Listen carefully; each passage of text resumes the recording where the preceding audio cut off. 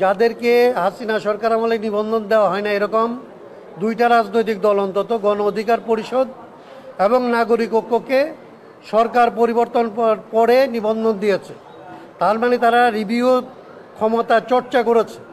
তো আমরা যখন এটার জন্য গিয়েছি তখন তারা আবার বলেছে আইনগতভাবে তাদের এই ক্ষমতা চর্চা করার সুযোগ নাই, আইনে এরকম রিভিউর কোনো ব্যবস্থা নাই, তারা আমাদেরকে রিভিউ করতে পারবে না। সেইটাকে চ্যালেঞ্জ করে আমরা আসলে রিটটা ফাইল করেছিলাম এবং আমরা দুইটা জিনিসকে চ্যালেঞ্জ করেছি, কেন আমাদেরকে নিবন্ধন দেওয়া হবে না এবং এই যে রিভিউ করার ক্ষমতা নাই সেইটা কেন এই ক্ষমতা না থাকাকে একটা ডিফেক্টিভ আইন বলা হবে না।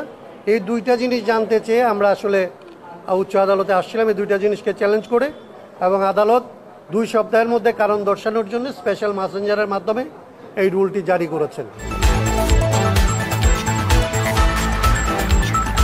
রাষ্ট্র সংস্কার আন্দোলনকে রাজনৈতিক দল হিসাবে কেন নির্বাচন কমিশনে নিবন্ধিত করা হবে না, এইটা নিয়ে আমরা আজকে হাইকোর্টে আমাদের একটা রিট ফাইল করেছিলাম, সেটা শুনানি করেছি এবং শুনানি শেষে হাইকোর্টের মাননীয় বিচারপতি জনাব আকরাম হোসেন চৌধুরী এবং দেবাশিস রায় চৌধুরী তাদের যে বেঞ্চ, তাদের সম্মিলিত বেঞ্চ আগামী 2 সপ্তাহের মধ্যে এই বিষয়ে কারণ দর্শানোর জন্য নির্বাচন কমিশনের উপরে রুল জারি করেছেন এবং এটা স্পেশাল মেসেঞ্জারের মাধ্যমে তাদের কাছে পাঠানোর অনুমতি দিয়েছে। আমরা অন্যান্য রাজনৈতিক দলের মতোই হাসিনার আমলে নিবন্ধনের জন্য দরখাস্ত করেছিলাম। সেই দরখাস্তে তারা বলেছিলেন যে আমাদের গঠনতন্ত্র পরিবর্তন করতে হবে।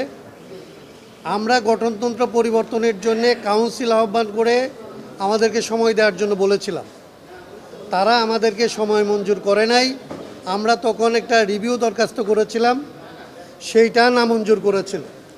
সে অবস্থার পরে আমরা এই আর নিবন্ধনের জন্য কোনো রকমের উচ্চ আদালতে আসি নাই। আমরা সরকার বিরোধী আন্দোলনে ছিলাম। আন্দোলনের পরবর্তীতে এই হাসিনা সরকারের পতনের পরে আমরা আবার আমাদের নির্বাচন কমিশনে নিবন্ধনের জন্য যাই। তো তারা আমাদেরকে আবারও জানান আগের মতোই যে এইটার আসলে রিভিউ করার কোনো ধরনের আইন নাই, সেই জন্য তারা রিভিউ করতে পারছেন না। কিন্তু আমরা দেখি যে আমাদের বাইরে আমাদের মতো করেই যাদেরকে হাসিনা সরকার আমলে নিবন্ধন দেওয়া হয় না এরকম দুইটা রাজনৈতিক দল অন্তত গণ অধিকার পরিষদ এবং নাগরিক ঐক্যকে সরকার পরিবর্তন পরে নিবন্ধন দিয়েছে। তার মানে তারা রিভিউ ক্ষমতা চর্চা করেছে। তো আমরা যখন এটার জন্য গিয়েছি তখন তারা আবার বলেছে আইনগতভাবে তাদের এই ক্ষমতা চর্চা করার সুযোগ নাই, আইনে এরকম রিভিউর কোনো ব্যবস্থা নাই, তারা আমাদেরকে রিভিউ করতে পারবে না। সেইটাকে চ্যালেঞ্জ করে আমরা আসলে রিটটা ফাইল করেছিলাম এবং আমরা দুইটা জিনিসকে চ্যালেঞ্জ করেছি, কেন আমাদেরকে নিবন্ধন দেওয়া হবে না এবং এই যে রিভিউ করার ক্ষমতা নাই সেইটা কেন এই ক্ষমতা না থাকাকে একটা ডিফেক্টিভ আইন বলা হবে না।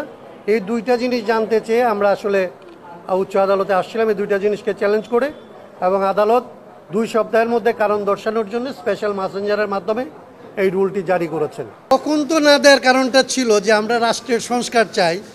তো তখন তো এটা প্রায় রাষ্ট্রদ্রোহিতার অভিযোগে যে আমাদেরকে অভিযুক্ত করে নাই, সেটা খুব অস্বাভাবিক ছিল। সেই জন্য আমরা আদালতেও আসি না। আমরা যেহেতু দেখেছি যে আমাদেরকে প্রথমেই বলছে যে আপনাদেরকে দেওয়া হবে না এবং গঠনতন্ত্রই চলবে, তা আমরা তো গঠনতন্ত্র পরিবর্তন করে এই রাজনৈতিক আমাদের অবস্থান পরিবর্তন করে নিবন্ধন পাবো না।